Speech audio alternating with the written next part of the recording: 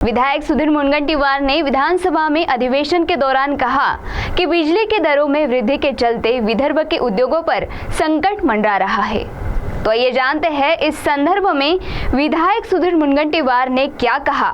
साथ ही विधायक मुनगंटीवार की मांग पर ऊर्जा राज्य मंत्री मेघना बोर्डीकर ने क्या जवाब दिया। राज्य के पूर्व वित्त मंत्री विधायक सुधीर मुनगंटीवार ने मुंबई में चल रहे अधिवेशन में कहा कि बिजली के दरों में बढ़त होने के कारण विदर्भ के उद्योगों पर इसका काफी असर हो रहा है और पावर इंसेंटिव योजना में परिवर्तन के कारण विदर्भ के उद्योगों पर संकट छाया हुआ है। तो आइए सुनते हैं इस संदर्भ में विधायक मुनगंटीवार ने और क्या कहा।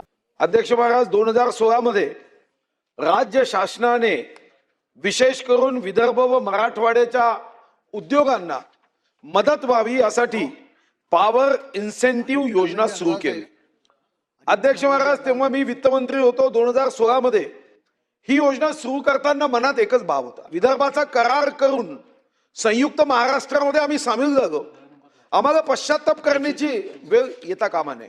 पण अध्यक्ष महाराज, या पॉवर इन्सेंटिव्ह योजना सुरू केल्यानंतर पहिल्यांदा मी वित्तमंत्री म्हणून 1000 कोटीची तरतूद केली आणि अध्यक्ष महाराज, जेव्हा उद्योग स्पर्धेमध्ये टिकायला लागले, स्पर्धाक्षम झाले, बाजूच्या छत्तीसगडशी स्पर्धा करण्यामध्ये वीज आणि त्याचा दर हा स्पीड ब्रेकर होता। देशामधली सर्वात महागडी वीज आमच्या राज्यात होती आणि तेव्हा छत्तीसगड मध्ये स्थलांतरित होऊ नये यासाठी आपण ही पॉवर इन्सेंटिव्ह योजना केली। आता ती तरतूद वाढून मग 1200 कोटी केली आणि या 1200 कोटी पैकी विदर्भाच्या उद्योगाला अप्रत्यक्ष जी मदत इन्सेंटिव्ह योजनेमध्ये ही 550 कोटी स्पर्धात्मक राहण्यासाठी दिली जात होती।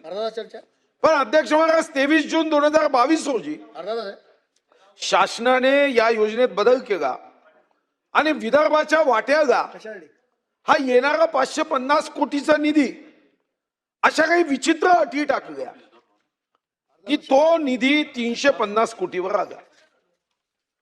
जवळपास 200 कोटी रुपयाची घट ही विदर्भाच्या हक्काची, विदर्भाच्या वाट्याची ही घट 23 जून 2022 ला विदर्भासोबत पुन्हा एकदा विश्वासघात झाला व MSEDCL कडून या संदर्भामध्ये मी स्वतः आकडेवारी मागितली तर विदर्भात वीज निर्माण करण्याची केंद्र आहे, कोळसा आमचा, प्रदूषण सहन आम्ही करायचं आणि वीज जी आमच्या हक्काची, जिथं तुमचं ट्रान्समिशन लॉसेस, तुमचं डिस्ट्रीब्युशन लॉसेस हे जर विदर्भात मोठ्या प्रमाणावर वीज वापरली तर MSEBचं म्हणजे तेव्हाच्या साधारणतः 2 ते 3 हजार कोटी रुपयाचा फायदा होऊ शकतो, कारण डिस्ट्रीब्युशन लॉसेस, ट्रान्समिशन लॉसेस हे सारे लॉसेस वाचतात।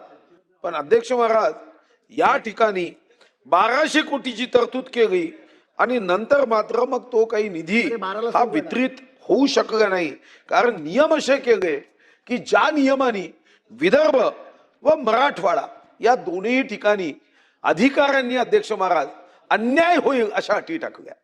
आज त्याचा परिणाम काय झाला, अनेक उद्योग आता सीक होत चालले।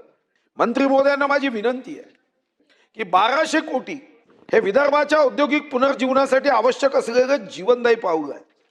हे त्या ठिकाणचा रोजगार टिकावा, त्या ठिकाणचे उद्योग टिकावे, त्या ठिकाणची आर्थिक स्थिती उत्तम व्हावी आणि म्हणून आता प्रश्न अर्धा तास उपस्थित करणारा हाही विदर्भातला आणि उत्तर देणाऱ्या गरीब मराठवाड्याचं प्रतिनिधित्व करणाऱ्या आमच्या ताई आहे। मला आपल्याला एकच विनंती आहे की या संदर्भात आपण जो बदल आपण केला 23 जून 2022 मध्ये, तो बदल जो मूळ 2016 मध्ये ही योजना सुरू झाली त्या योजनेनुसार विदर्भाच्या वाट्याला जे 550 कोटी होते ते 550 कोटी मिळावेत, अन्यथा तुम्ही 550 कोटी लॉक करा आणि त्याच्यामध्ये विदर्भाची स्वतंत्र योजना करा। आपल्याला माझी या अर्धा तास चर्चेच्या माध्यमातून आग्रहाची विनंती आहे, आपण एक सक्षम कार्यक्षम मंत्री महोदय आहात, हे 550 कोटी आम्हाला द्यावेत किंवा अधिकाऱ्यांनी काही आकड्याचा खेळ तुम्हाला समजून सांगितला असेल ब्रीफिंगला तर मला सांगा, आकड्याचा खेळ कसा सांगायचा ते मी सांगतो, पण या संदर्भातली बैठक घेऊन आम्हाला 550 कोटी विदर्भाला देऊन तिचे उद्योग जिवंत राहिले पाहिजे या दृष्टीने आपल्याकडून निर्णय अपेक्षित आहे। धन्यवाद। वहीं सुधीर मुनगंटीवार के सवाल पर ऊर्जा राज्य मंत्री मेघना बोर्डीकर ने अपनी तरफ से जवाब दिया।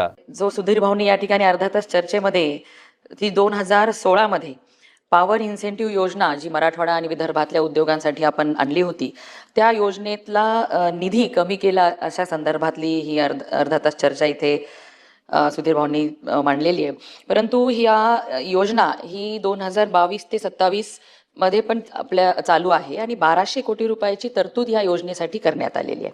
परंतु 2022 पूर्वी ह्या योजनेत असं निदर्शनास आलं की काही ठराविक उद्योगच ह्या योजनेचा लाभ घेत होते आणि म्हणून 5-6 उद्योग जे इंडस्ट्रीवाले आहेत त्यांनाच त्याचा फायदा होत होता। म्हणून आता आपण कॅपिंग लावलेला आहे की 20 करोड रुपयापर्यंत इन्सेंटिव्ह वेगवेगळ्या पद्धतीच्या, मग त्यामध्ये प्रामुख्याने मॅन्युफॅक्चरिंग करणाऱ्या जर उद्योगांना ह्याचा लाभ देण्यासाठीची कॅपिंग लावलेली आहे। त्यामध्ये load factor, power factor, TOD, नवीन कनेक्शन अशा वेगवेगळ्या गोष्टींचा विचार करून आपण अशा पात्र ग्राहकांना ही सबसिडीचा लाभ मिळवून देतो आणि त्यामुळे कदाचित 550 कोटी रुपये हे विदर्भातील उद्योगांना मिळाले असतील। पण काही आपल्या सूचनेनुसार आपल्याच उपस्थितीमध्ये एक बैठक आपण या संदर्भामध्ये घेऊ आणि कशा पद्धतीने सर्वच उद्योगांना ह्याचा लाभ देण्यात येईल या संदर्भामध्ये आपण त्या बैठकीमध्ये निर्णय घेऊ। विदर्भाला का कमी पैसे यायला लागले तर 23 जून 2022 मध्ये काही निकष बदलले आणि ते निकष बदलल्याबरोबर अडचणी निर्माण झाल्या आणि मगाच मी म्हणालो की मराठवाड्याला जे द्यायचे ते अलग करा। विदर्भ 550 कोटी आम्हाला 2016 पासून 22 पर्यंत 550 कोटी मिळायचे। छोटे छोटे उद्योग आहे, बाजूच्या छत्तीसगडमध्ये जाणं त्यांना सोपी आहे। तर माझी विनंती एवढीच आहे की बैठक तर नक्कीच घ्या, मला विश्वास आहे, पण आमच्या विदर्भासाठी जे 550 कोटी हे आमचा जे योजना आहे पॉवर इन्सेंटिव्ह योजना ती विदर्भाची स्वतंत्रच करून द्या। अध्यक्ष महोदय, सुधीर भाऊंच्याच उपस्थितीमध्ये ह्या योजनेचा रिव्ह्यू घेण्यासाठी एक बैठक लावून कशा पद्धतीने विदर्भाच्या उद्योगांना जास्तीत जास्त सवलत देता येईल ह्या संदर्भात बैठक घेऊ। CTV के लिए हमारे प्रतिनिधि वैभव की रिपोर्ट।